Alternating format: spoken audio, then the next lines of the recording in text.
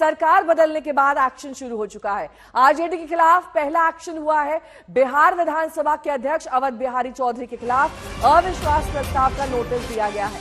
Awadh Bihari Chaudhary RJD के हैं। विधानसभा अध्यक्ष को पद से हटाने के लिए बीजेपी के नंद किशोर यादव ने विधानसभा सचिव को अविश्वास प्रस्ताव का नोटिस दिया है। इस्तीफा नहीं देने पर अवध बिहारी चौधरी अब बहुमत से हटाने को तैयार है।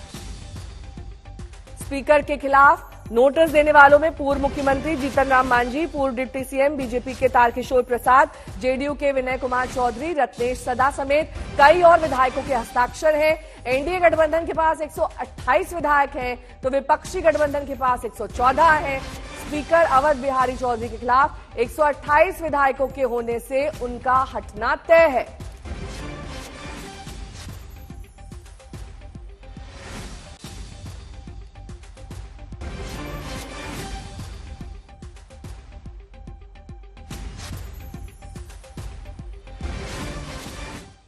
तो आपको बता दें कि बिहार का नंबर गेम दरअसल क्या है। स्पीकर के खिलाफ अविश्वास प्रस्ताव का नोटिस दिया गया है।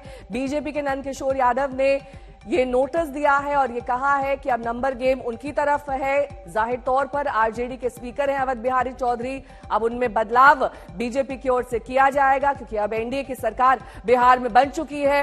रोहित सिंह मेरे सहयोगी जुड़ गए हैं तमाम जानकारी के साथ इस वक्त पटना से। रोहित, ये जो नंबर गेम है, जाहिर तौर पर अब स्पीकर का चुनाव किसके पक्ष में जाता हुआ दिख रहा है? कौन कौन है फ्रंट रनर्स? देखिए, सरकार बदलने के बाद अब एक बात तो तय हो गई है कि स्पीकर का जाना बिल्कुल तय है क्योंकि अब बीजेपी और जेडीयू की सरकार है। जाहिर सी बात है स्पीकर भी इन्हीं दोनों पार्टियों में से किसी एक का होगा, इसलिए अविश्वास प्रस्ताव जो है वो उसका नोटिस दिया गया है। और जब बिहार विधानसभा का बजट सत्र शुरू होगा उसके बाद इस पर जो है उस पर कार्रवाई की जाएगी। हालांकि माना जा रहा है कि जैसे बीजेपी से नंद किशोर यादव जो है पुराने विधायक है, मंत्री रह चुके हैं, वो भी एक फ्रंट रनर माना जा रहा है कि वो भी रेस में है स्पीकर बनने के लिए। लेकिन जिस तरीके से सरकार बदली है बिहार में 2 दिन के अंदर में, उसके बाद लालू परिवार की भी मुश्किलें बढ़ गई हैं। दूसरी तरफ नेहा, एक तरफ जहां सरकार से भी वो लोग बाहर हो गए हैं, वहीं दूसरी तरफ अब ईडी का शिकंजा भी लालू परिवार पर कसता जा रहा है। और आज इसी कड़ी में लालू प्रसाद को ईडी के सामने आज पेश होना है पटना में, और कल तेजस्वी यादव की पेशी है ईडी के सामने पटना में ही। तो सरकार बदलने के साथ ही लालू परिवार की मुश्किलें भी अब बढ़ती जा रही है नेहा। ठीक है, आप बने रहिए हमारे साथ। इस बीच बिहार में अब खेला शुरू हो चुका है, लेकिन असली खेला किसके साथ हो रहा है? आरजेडी सरकार से बाहर हो चुकी है, ये हम सभी जानते हैं। नीतीश कुमार बीजेपी के साथ सरकार बना चुके हैं। आरजेडी के तेजस्वी यादव का कहना है कि असली खेला तो अब शुरू होगा। तेजस्वी ने कल नीतीश कुमार के हर आरोप का चुन चुनकर जवाब दिया। पूरी तरीके से हम यही कहना चाहते हैं कि खेला अभी शुरू हुआ है, अभी बाकी है। अभी तो सारी चीजें हैं ना, तो हम क्या नीति बना रहे हैं, हम अपने पत्ते नहीं खोलना चाहते। पूरी तरीके से हम अपने पत्ते नहीं खोलेंगे कि आगे हम क्या करने जा रहे हैं। क्या नए सत्र में आप लोग कुछ अब हमको कुछ बोलना ही नहीं, इसमें हम पत्ते खोलेंगे ही नहीं। तो हम तो पूरी तरीके से इतना ही कहना चाहते हैं कि हम जो कहते हैं वो करके दिखाएंगे। देखिए, यही स्वाभाविक गठबंधन है, जनता ने इसी को मैंडेट दिया था। नीतीश जी बीच में गलत रास्ते पर चले गए थे, जिसका नुकसान उनको भी हो रहा था, राज्य को भी हो रहा था। नीतीश जी वहां से बाहर आ गए, अब उनका भी भला होगा और राज्य का भी भला होगा। अब तेजस्वी जी अपनी चिंता करें, खेला क्या बाकी है। आज उनके घर में चूल्हा नहीं जला होगा, यही खेला बाकी है। बाकी बिहार के लिए बहुत अच्छा है। तो तेजस्वी यादव ये कह रहे हैं कि खेला अभी शुरू हुआ है। नीतीश कुमार पर हमलों की बौछार है, लेकिन नीतीश का कहना है कि वो पुराने घर लौटे हैं, अब वो यहां से कहीं नहीं जाएंगे। पहले भी थे, अब बीच में कहीं गए और फिर इधर हमारी पार्टी के लोगों को ये लग रहा था तो ये तय हो गया और अब सब दिन के लिए हम लोग एक ही साथ रहेंगे जो शुरू से थे।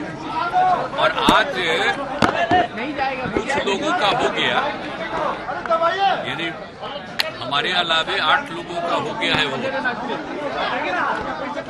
तो अब बाकी जो बचेंगे उसको बहुत जल्दी और काफी हो जाएगा। तेजस्वी कह रहे हैं, लेकिन आज जितने लोगों का किया गया है बात, आज तो आप सब जानते ही हैं, ये दोनों मैं मुख्यमंत्री हूं और मेरे बाद दो मुख्यमंत्री रहेंगे, एक सम्राट चौधरी जी और एक विजय कुमार सिन्हा, ये दोनों उप मुख्यमंत्री रहेंगे। हमने यहाँ दे दिया है, आज आपको इसकी घोषणा भी हम।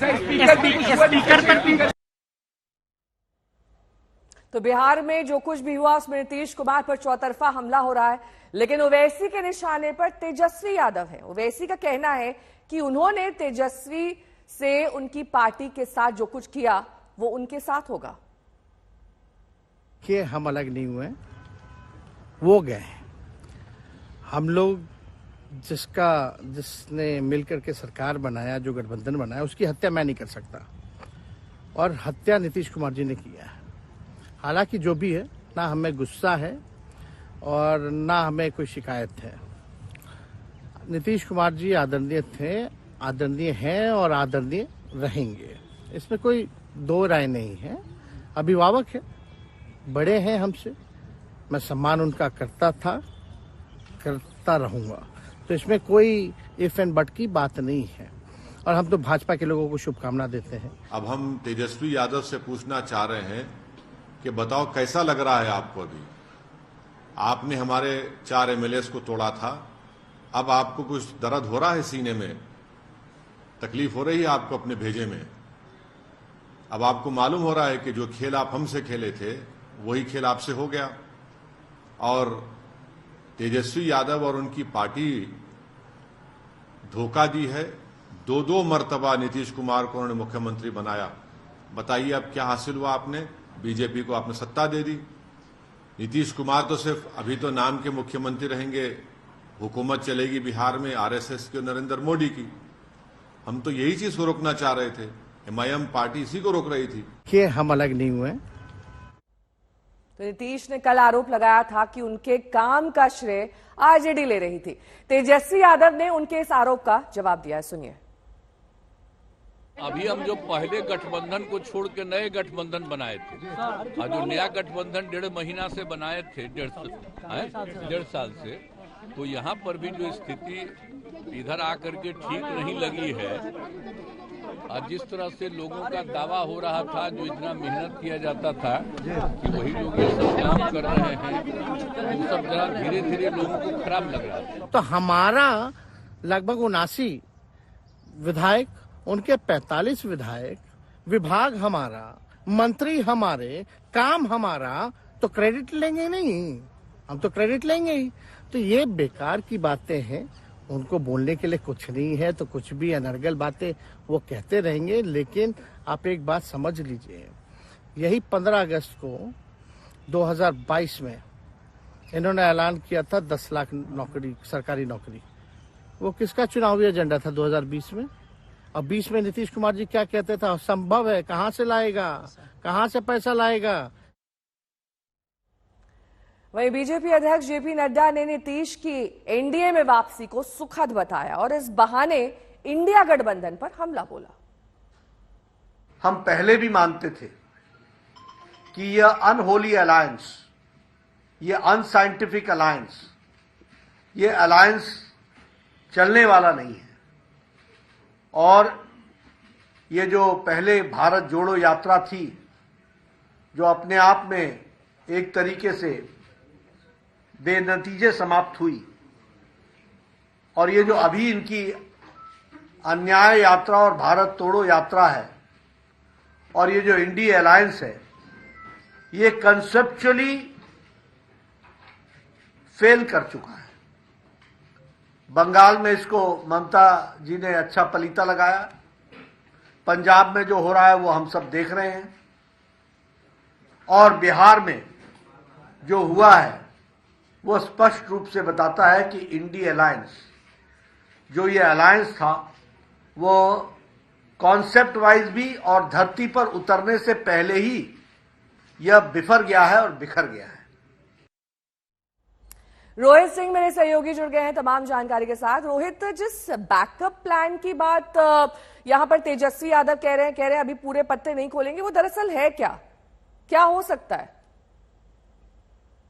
देखिए नेहा, जो बैकअप प्लान की जिक्र हो सकता है तेजस्वी यादव यहाँ संभवतः कर रहे हो, वो है मिशन 16। मिशन 16 दरअसल वो मिशन है जो बिहार विधानसभा में खेला जा सकता है आरजेडी के द्वारा नीतीश सरकार को गिराने के लिए और तेजस्वी सरकार बनाने के लिए। और मिशन 16 दरअसल ये है कि आरजेडी की कोशिश ये है कि विधानसभा में जब नीतीश कुमार विश्वास प्रस्ताव लेकर आएंगे उससे पहले अगर आरजेडी ये जेडीयू के 16 विधायकों का अगर इस्तीफा कराने में कामयाब हो जाती है किसी भी प्रलोभन देकर, तो फिर विधानसभा में जो संख्या बल है तो 243 से घट के 227 पे आ जाएगा और ऐसे में फिर नीतीश कुमार की सरकार गिर जाएगी। तेजस्वी यादव सरकार बना पाएंगे क्योंकि उनके पास 114 विधायक हैं। तो ये है मिशन 16। लेकिन सवाल ये उठता है कि आखिर ये 16 विधायक इस्तीफा क्यों देंगे नेहा, ये बड़ा सवाल है। तो हम बार बार बता रहे हैं कि देखिए आने वाले 1 साल 1.5 साल में बिहार में 4 चुनाव होने वाले हैं। राज्यसभा चुनाव है, लोकसभा चुनाव है, एमएलसी का चुनाव है और विधानसभा चुनाव है। तो अगर ये 16 विधायकों को नीतीश को लालू की तरफ से ये प्रलोभन दिया जाए कि किसी को लोकसभा भेजा जाएगा, किसी को राज्यसभा, किसी को एमएलसी बना दिया जाएगा, किसी को मंत्री बना दिया जाएगा या विधानसभा में टिकट दिया जाएगा, तो अगर वो इसमें कामयाब हो जाते हैं, 16 विधायकों को प्रलोभन देकर उन्हें इस्तीफा देने के लिए वो प्रेरित कर सकते हैं, तो ही नीतीश कुमार की सरकार जो है वो गिर सकती है। लेकिन हमारी जो जानकारी है कि इसी योजना पर इस वक्त आरजेडी काम कर रहा है कि सरकार तो बन गई, संख्या उनके पास था नहीं, लेकिन विधानसभा में बड़ा खेल करने की योजना आरजेडी के तरफ से बनाई जा रही है। लेकिन सवाल यह है कि क्या आरजेडी 16 विधायक, जो एक ठीक है बड़ी संख्या है, 16 विधायक बड़ी संख्या है, क्या आरजेडी अपने पाले में 16 विधायक ला पाएगी? ये एक बड़ा सवाल अभी भी बना हुआ है।